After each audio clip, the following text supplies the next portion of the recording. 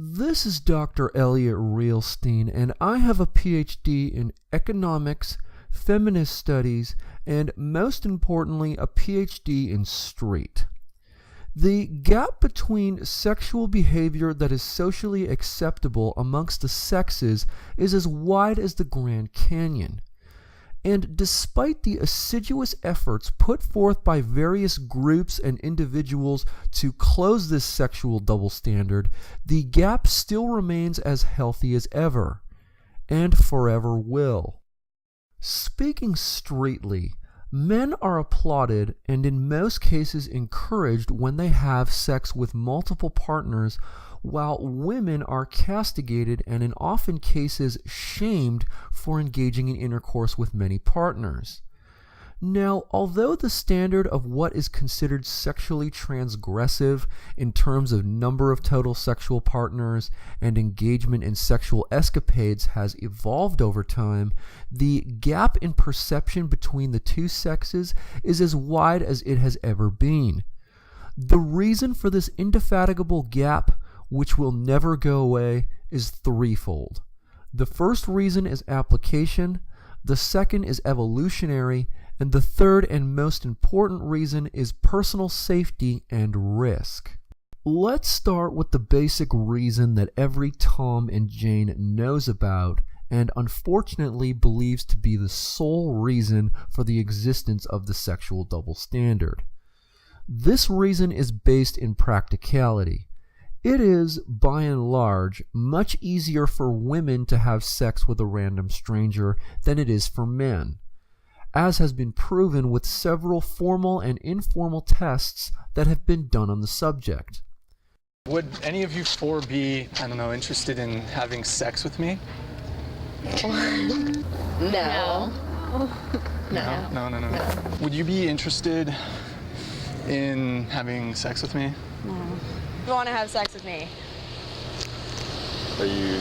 what? Yes, I'm serious. Like, my house is, right there. All right, I'm down. Okay, let's do it.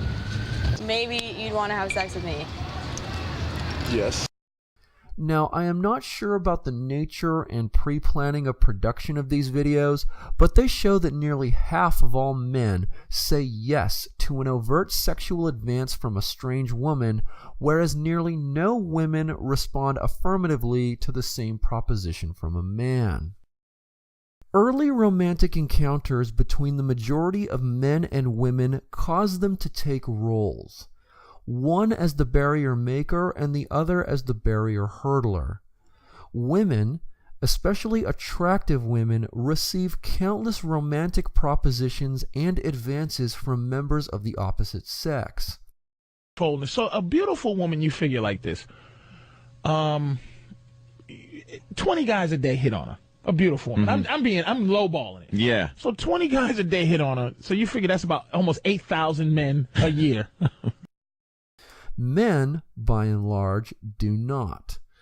This means that with the plethora of options at their disposal, women contain the autonomy to carefully select whom they will give their attention to and, moreover, whom they will eventually give their bodies to, whereas men, who generally have a paucity of options, will jump at the first opening they receive. Women place numerous tangible and non-tangible barriers in front of a man when she initially meets him that he is required to carefully hurdle in order to achieve intercourse. Basically, if a woman truly yearned for sex with a stranger, it would not be so difficult to achieve, whereas a man would find it much more difficult or costly. The second reason for this gap, which actually serves as a prerequisite to the first reason, is it is evolutionarily built into the genders to approach sex and the selection of sexual partners with a different mindset. Men and women place emphasis on different things when assessing attractiveness of members of the opposite sex. Men generally focus primarily on the outer appearance of a woman, as hard bodies and youthful appearance signifies reproductive superiority to the alternative, whereas women, who do appreciate physical elements in men such as height and a deep voice, as it signifies social dominance, place a greater emphasis on accomplishments and status than men do, because for women this indicates greater reproductive success, in the sense that a man who has greater social standing will be better equipped to successfully rear children than his male counterpart who has limited social standing.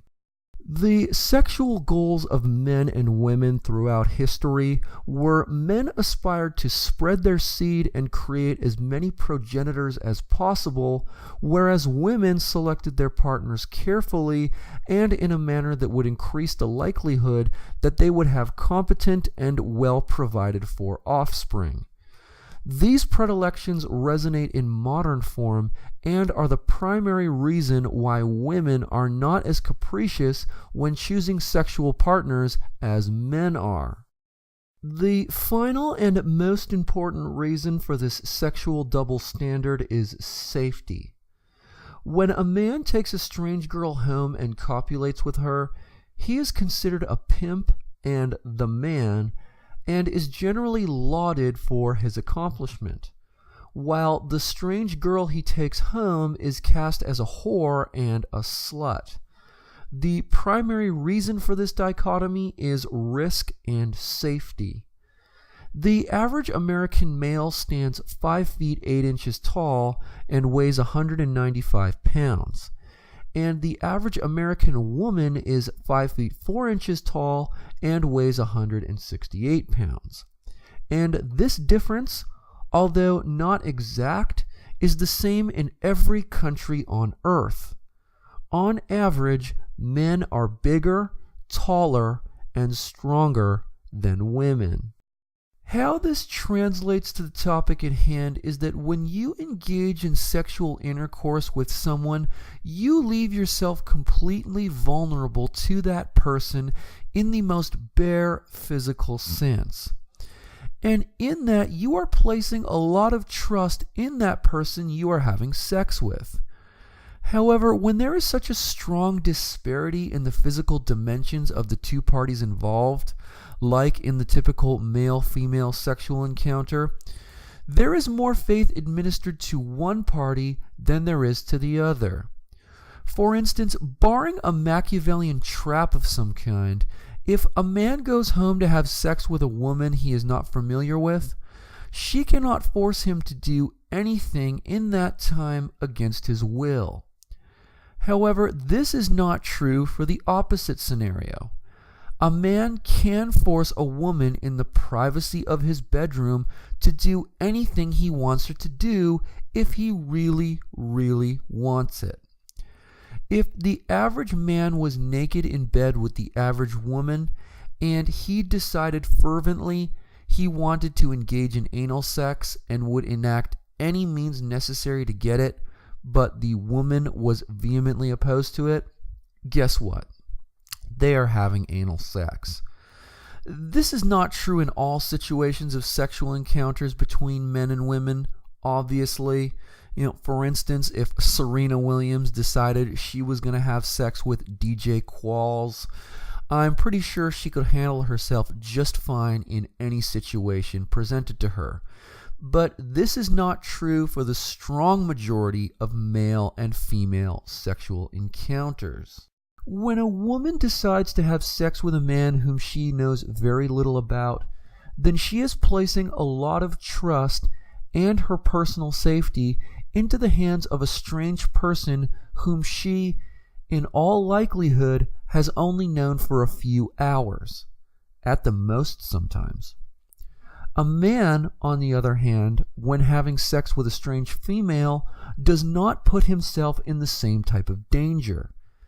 This disparity in trust, safety, and risk between the sexes will always remain with sexual interaction and is the true reason why women are seen as whores where men are seen as kings when engaging in sex with random partners. There is a subliminal comprehension amongst all humans that women who engage in this behavior put themselves in potential physical, even life-threatening danger, whereas men do not. As long as the average man is bigger, stronger, and taller than the average woman, then the sexual double standard will exist.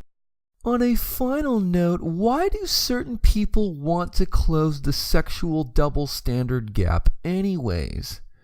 To those women who want it closed, do you really want to walk around with the same sexual outlook and proclivities as men? Really? The primary unequivocal advantage that women have over men is the ability to keep hormonally calm under even the direst of situations. Men do not have this ability, and as a result, lives have been destroyed, families broken up, businesses ruined, and even wars have been lost due to this lack of control on males' part. You have this unbelievable advantage, and you just want to hand it back to men and even the playing field. Dumb. And men, you think that if the sexual double standard was closed, it would mean you would get laid more and with better girls, right? Well, wrong, because that is not how sexual interaction works, but let's for a moment operate on that premise and assume it would come true that if sexual double standards no longer existed, then we would all engage in sex with one another like chimpanzees or like in Brave New World. Then what? Now every person has had sex with the most beautiful girls in the world. Would that lead to a greater sense of self-satisfaction? Not a chance. Anyone who knows anything about the risk-reward sexual paradigm knows that most of the satisfaction garnered from bedding a beautiful girl comes from the ego boost of knowing that you beat out many, many willing applicants in the social battlefield vying for this girl's sex. If everyone has had her and has the ability to have her, then actually getting her in that situation would be tantamount to masturbation. The male utopian mindset of everyone belongs to everyone else for apex sexual satisfaction is a fallacy. And instead of pinning your hopes to get girls on changing societal norms, why don't you instead spend that time making yourself better and more attractive to the opposite sex? Losers.